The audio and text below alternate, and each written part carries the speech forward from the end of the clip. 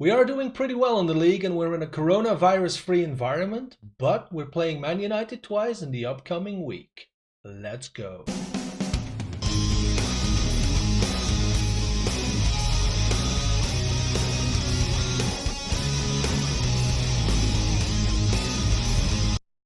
Hey guys, my name is Jochen and welcome to part 2 of the Monday Blues. As I mentioned in the intro, we are doing pretty well in the league. We're in 3rd place, so well within board expectations. If we have a look at our schedule, I think you were last with me when I played Aston Villa. Since then, we had a bit of a pickle here because we drew at Wolves. We're in a Champions League group with Real Madrid, Copenhagen and Genk. We lost at home against Real Madrid. If you look at the match stats, you can't really say we got robbed. And then we drew against Man City at home, which is, I'm thinking, acceptable. Since we had a bit of a pickle, I went into our tactics and looked around for some things because I noticed that the wingers from the opposing team got a lot of room every game, especially those games which we didn't win. And they basically had the freedom to do whatever they want. So I went into my tactics, tweaked some things. Not saying I'm a tactical genius, because the games that came after that were not against big teams, as you can see. But we didn't concede a goal in 5 games now. So if we have a look into our tactics, the things that I changed was mainly on this side of the pitch, because this inside forward position was on an attacking role and our overall mentality was also on attacking. That resulted in the fact that the opposition's right back, or the entire right wing basically, had a lot of room here between Hudson-Odoi or whoever's playing there and our left wing back. So I think that's why they got a lot of freedom, because there was simply no one there. Our inside forward was just forward on the pitch, waiting for the ball to come again to score a goal. But there were no defensive duties being served. So I changed it to the support instead of attack.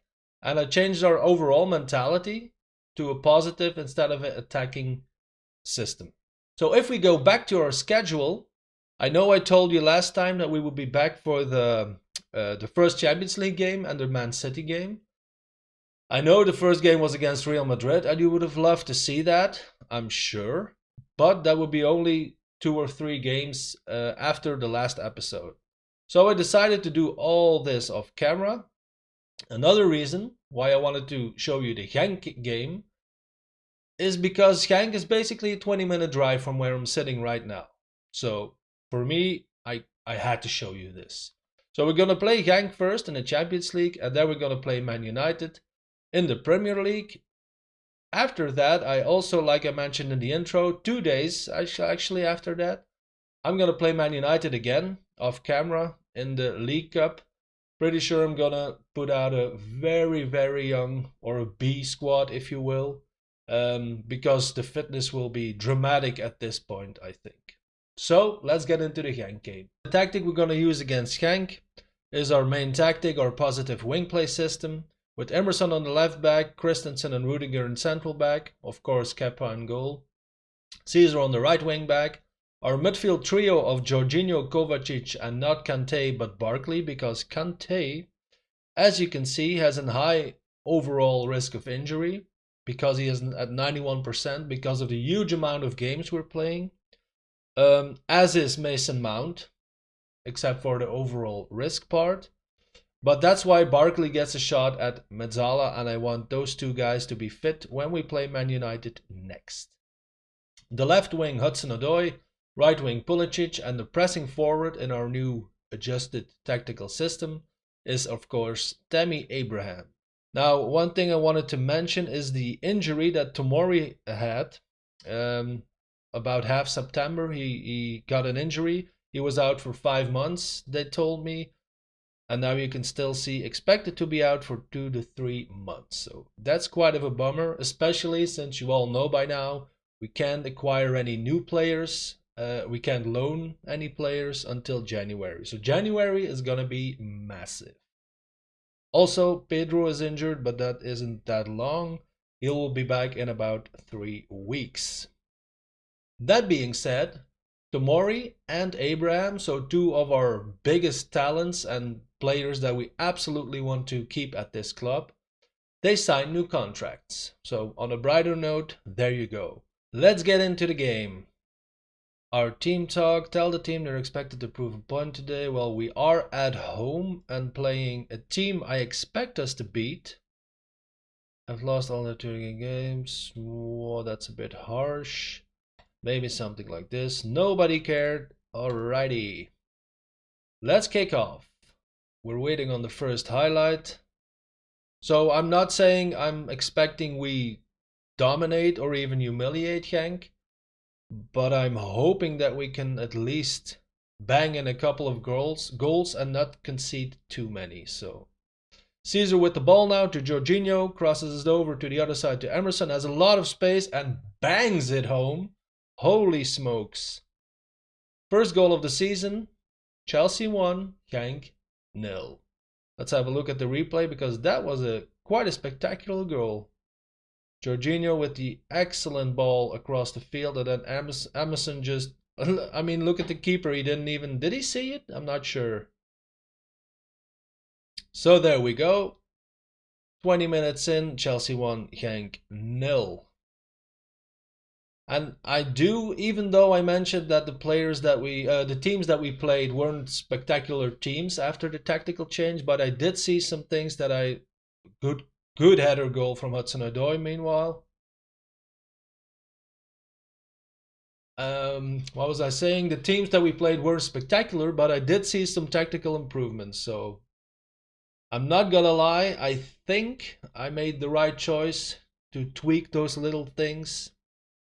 Since the wingers of the other team got marked and covered more. Now Caesar with the ball, Barkley goes deep, trying to get a cross in. It falls back to Kovacic. Jorginho puts it wide to Caesar. Should get a cross in.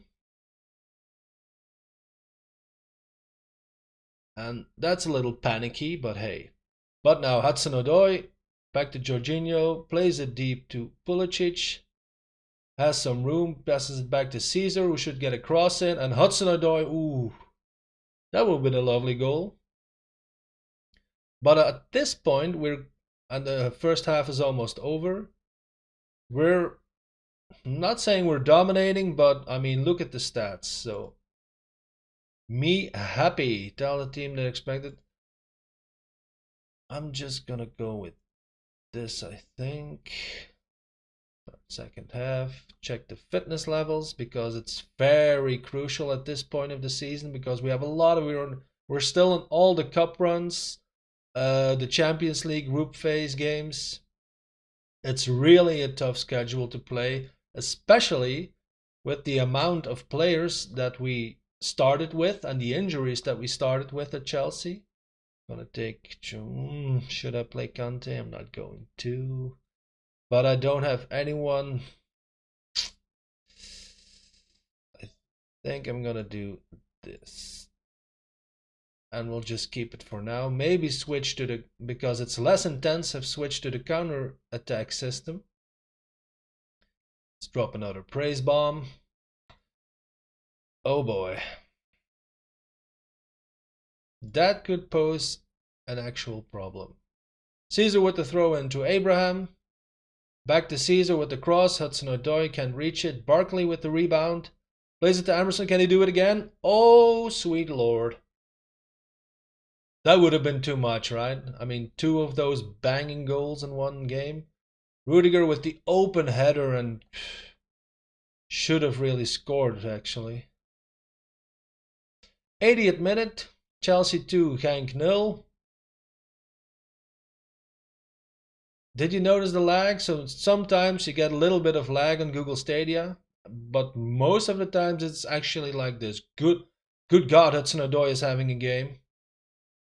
Oh. Third goal of the season, second of the game, assist by Willian. Chelsea 3, Genk 0. And that wasn't. I didn't know he was such a good header because I mean, look at this. He's almost at the edge of the box and just bangs it home with his head in the top corner. So let's make another substitution before more people die. I'm just gonna do this and maybe, there we go. Let's drop another praise bomb, and I think this game is pretty much over. Yes, it is. Look at this. 32 shots against 2 for Genk. Now, I'm not a big Genk fan or anything, since they're close by to my home. And I don't really know their team that well, but honestly, I didn't expect this. Let me put it that way. I am going to say you did excellent. And let's head on to the next game. For the Man United game, I'm going to take a little bit of a risk by playing our main positive tactic instead of our counter-attack system, because I simply don't, especially since we are at home, I simply don't want to change the tactic to the cautious counter system tactic every time we play a big club.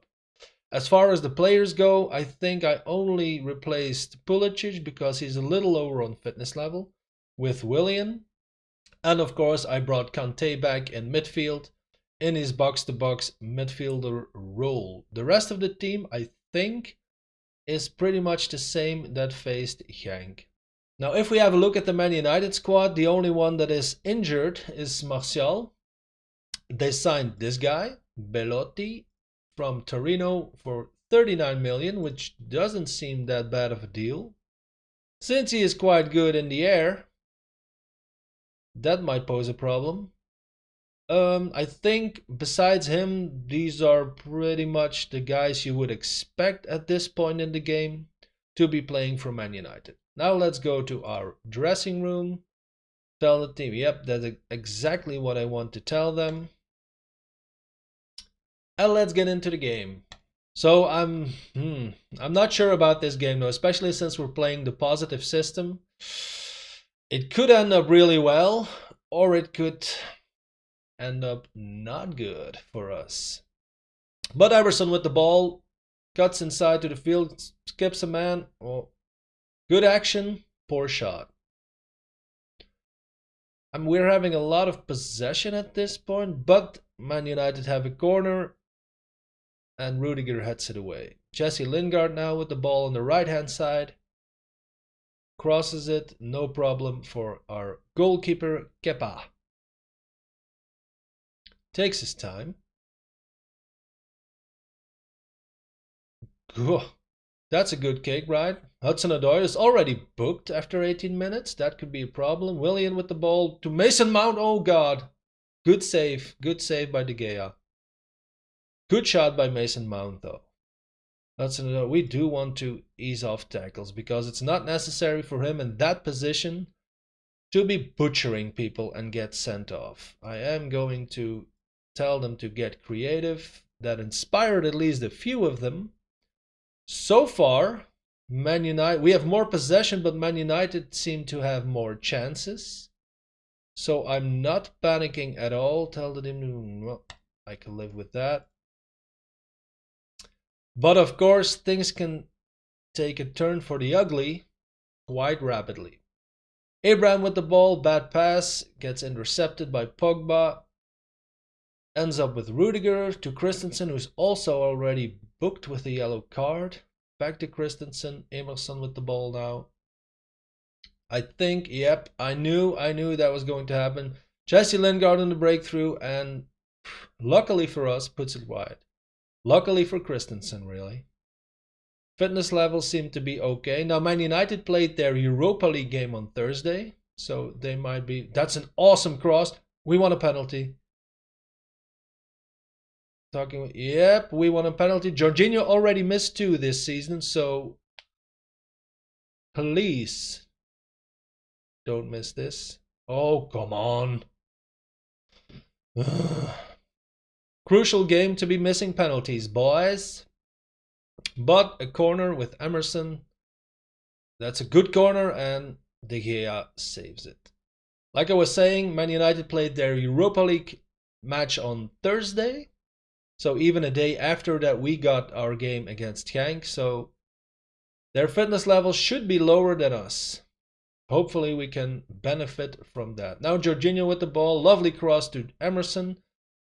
Who is that ball behind the line? Probably not. Jorginho again with a lovely cross. Oh. We're getting better though. Should I dare to show some passion? Let's see where it takes us. Now Luke Shaw with a lot of space. Nobody, come on guys, nobody attacking him to Rashford. Good save by Kepa, I guess.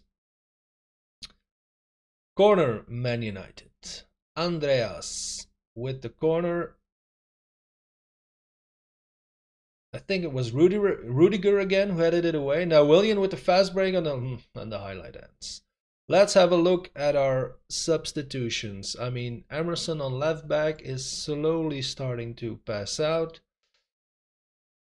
I think I'm going to leave Hudson-Odoi on for a bit because he is that good, or he is in a very good form at this moment. Let's say get creative. And we're ahead of shots at this point, really. So I wouldn't be that surprised if we can translate that to a goal. Kanté with the shot. Ooh, goes wide. So I'm thinking at this point we deserve it more than Man United, but who are we to tell Football Manager what to do? I am going to do that. And the game is almost done. Chelsea 0, Man United 0. With extra time, I think about 7 or 8 minutes to go. Now Marcos Alonso drives forward, passes back to Kanté. Back to Marcos Alonso. Please don't do it again, Christensen. Okay. Kanté with a little space. Lovely cross. Mount picks up the ball.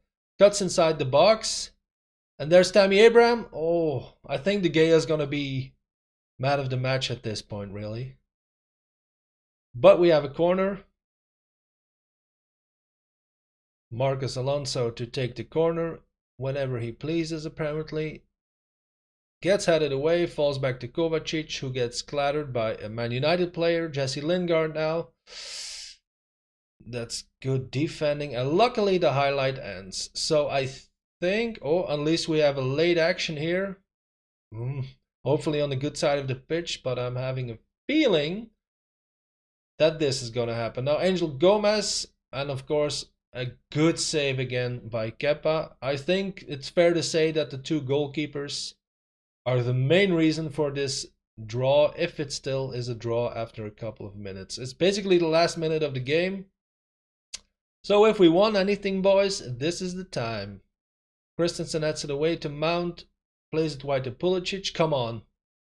Pulisic drives up the right field. Gets blocked. Caesar again with another chance for a cross. Maybe Kovacic. Should pass it back to Caesar. Caesar with... Oh, come on. Offside, of course. Yeah.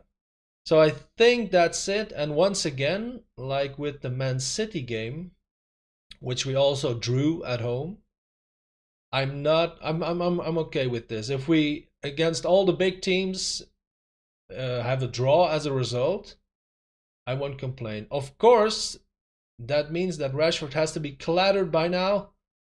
Okay. Chelsea 0, Man United 0. Shots on target, you could say it's pretty even. We have a little more possession, but I think... Let's have a look at the stats for De Gea, man of the match. So, thank you, David. As far as performance goes, no, I won't say it was disappointing. Let's just say, since De Gea, the keeper, is man of the match, I think this is a fair team talk comment. This puts us in 4th place in the league, with Liverpool and Man United on top. I think, although Tottenham and Arsenal have a game in hand on us, and Leicester, I think we're doing pretty okay. Now, if we have a look at our schedule, we will be back, of course, at the Real Madrid game. I don't want to be the guy who doesn't show you any of those two games. So we will be back end of November. We'll play Real Madrid and Newcastle. I think the episode after that, we're gonna go to January. And you know what that means? Transfer time. As far as transfers go, I think I'm mainly interested in a extra winger because Willian and Pedro are also out of contract at the end of the season. And I don't think I'm going to offer them new contracts. And maybe also an extra midfielder just to cope with the whole fitness/injury issue we have at Chelsea. I think that's pretty much it. I don't know how our finances look. We have a transfer budget of 141 million euros. I think we can do some magic with that. So guys, if you enjoyed that, please leave me a big thumbs up, subscribe to my channel, use the social media links in the description, and I will see you very soon.